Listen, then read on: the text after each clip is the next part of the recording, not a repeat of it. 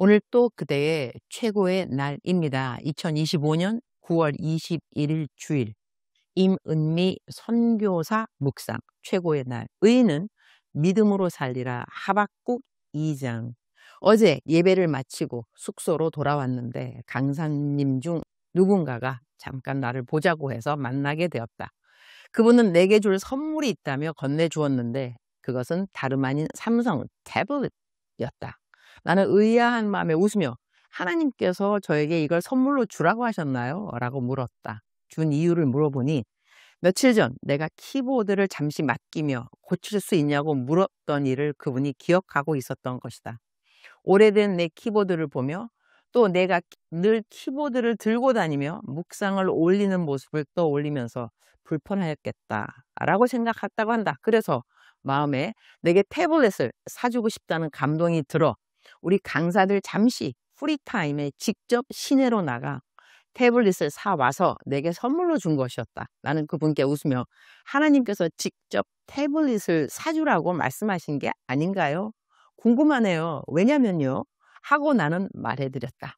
사실 약 2주 전쯤 나는 태블릿이 필요하겠다는 생각을 했었기 때문이다.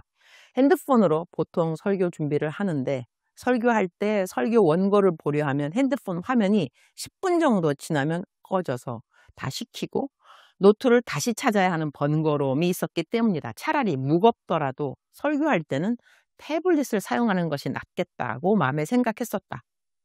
설교 노트를 프린트해서 다니기는 하지만 늘 인쇄할 수 있는 것도 아니니 태블릿이 있으면 훨씬 도움이 되겠다고 생각했던 것이다.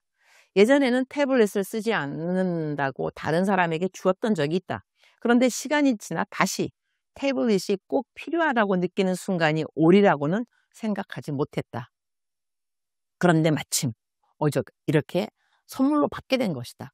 나는 그분을 마음껏 칭찬하고 감사 인사를 드렸다. 배려해준 마음이 너무 고마웠고 또 하나님께서 주신 감동에 즉시 순종해 준 것에 대해 크게 축복해 주었다. 그리고 하나님께서 이번 일을 통해 그분에게도 꼭 필요한 선물을 따로 주시기를 바란다고 말했다. 물론 그분이 하나님께 받을 무언가를 기대해서 나에게 친절을 베푼 것은 아니라는 것을 나는 잘 안다. 그러나 지금까지의 나의 경험을 돌아보면 하나님은 누군가를 축복의 통로로 섬기면 반드시 그 사람에게도 필요한 복을 따로 챙겨주시는 것을 아주 많이 보아왔기 때문이다. 그래서 나는 남을 배려하는 마음이야말로 하나님께서 복을 주시기 위해 준비된 그릇이 된다고 믿는다. 어제는 정말 생각지도 못했던 태블릿을 선물 받아 일단은 놀랐고 그리고 감사하고 감동된 하루였다. 하나님이 내게 축복의 통로 되어주신 그분을 축복한다. 나중에 그분이 나에게 문자 보내는지도 모른다. 하나님이 어떻게 어떤 일을 자신에게 깜짝 놀라는 선물로 주셨는지에 대하여 말이다. 성경 구절 묵상은 개역 한글 하박국 2장 4절 말씀입니다. 보라, 그의 마음은 교만하며 그의 속에서 정직하지 못하니라.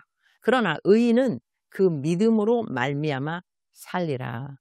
내가 하박국 2장 묵상을 건너뛰었다고 누군가가 문자를 보내주셔서 어머, 내가 하박국 2장을 건너뛰었구나 하고 알게 되었다. 알려주신 분께 감사 또 감사드린다. 오늘 성경 구절은 신약에서도 아주 유명한 말씀이다. 의인은 믿음으로 살리라 하는 이 말씀 말이다. 나는 하나님을 잘 믿는 사람이라면 성경에 기록된 모든 율법을 더 잘 지키고 싶어지는 마음이 생긴다고 믿는다. 물론 율법을 지켜서 구원받는 것은 절대로 아니지만 하나님의 은혜로 예수님을 믿는 믿음으로 구원받은 사람은 하나님께서 하라고 하신 말씀을 지키고 싶어지고 하지 말라고 하신 말씀을 피하고 싶어지는 것이 구원받은 사람의 확신이 아닌가 한다. 하나님을 기쁘시게 해드리고 싶은 마음은 구원받은 사람이라면 누구나 마음 깊이 품게 되는 것이다. 그러나 열심히 지키려 해도 우리는 넘어질 때가 있다. 화내지 않으려 했는데 화를 내기도 하고 더 도와주고 싶었는데 마음이 식어버리기도 하며 미워하지 않으려고 했는데 미움이 생기기도 한다. 심지어 주일 아침 교회 가기 직전에 가족들과 다투어 즐겁게 예배당으로 향하지 못하고 짜증 가득한 마음으로 교회에 들어갈 때도 있다. 그러면 내가 교회에서 섬기는 사람으로 보이는 모습이 이중적으로 느껴져 마음이 어렵고 자책감에 빠지기도 한다. 하지만 성경은 이런 순간에 우리가 꼭 기억해야 할 말씀을 주셨다. 바로 의인은 믿음으로 말미암아 살리라는 것이다. 할렐루야. 우리의 행위가 부족하다 하더라도 하나님께서는 우리의 행위를 보고 구원하신 것이 아니라 우리를 대신해 십자가에 달려 돌아가신 그 예수님을 보시고 우리를 의롭다 하셨음을 잊지 말아야 한다. 이것이 신앙생활의 가장 근본이요 기초석이다. 주님, 오늘 또 최고의 날입니다. 하나님 말씀대로 살기를 원하지만 때로는 그렇게 살지 못하는 자신을 돌아보게 됩니다. 그래서 더더욱 감사합니다.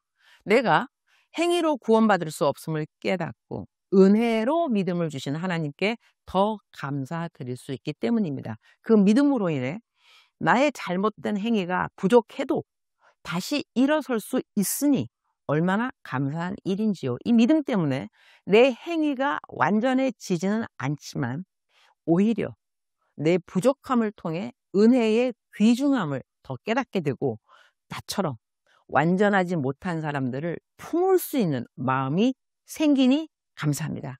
의인은 믿음으로 살리라. 오늘 또 이 믿음으로 살 수 있도록 우리를 대신해 십자가에 못 박히신 예수 그리스도를 허락해 주신 하나님께 진심으로 감사를 드립니다. 한국은 지금 주일 아침이겠지만 이곳은 아직 토요일입니다. 오늘 저녁 제가 코스타 마지막 날 저녁 설교를 맡게 됩니다. 찬양을 인도하는 아이자야 61 찬양팀 위에 기름 부어주시고 저의 설교를 통하여 예배에 참석하는 모든 분들에게 한 사람도 빠짐없이 하나님이 예비하신 은혜가 임하기를 기도드립니다. 제가 오후에 맡은 선택 강의도 있으니 그 시간을 통해서는 하나님의 말씀을 매일 묵상하는 일관성 있는 큐티의 훈련에 도전을 주는 시간 되기를 기도드립니다. 주님, 사랑합니다.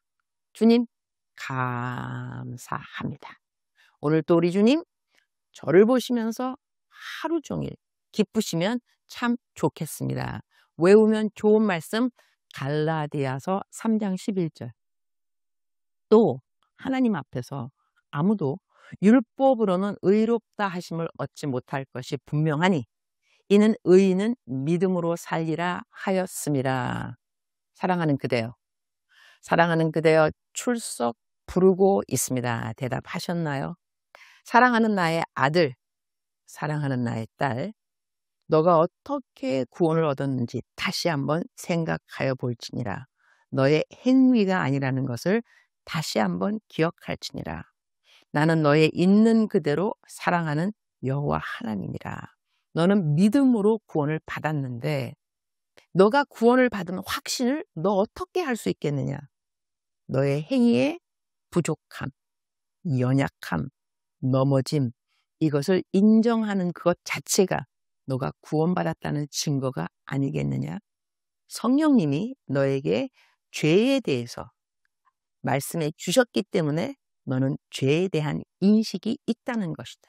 그러나 너가 행위로 말미암아 절대로 구원을 얻지 못하니 너가 부족하면 부족할수록 너 안에 하나님의 은혜가 더 충만해야만 하는 것이다. 내가 은혜로 너를 구원하였다는 것을 다시 생각하고 그것이 고마우면 너의 이웃을 향하여서 은혜를 베푸는 너가 될지니라. 사랑하는 그대여, 사랑합니다. 사랑하는 그대여, 축복합니다.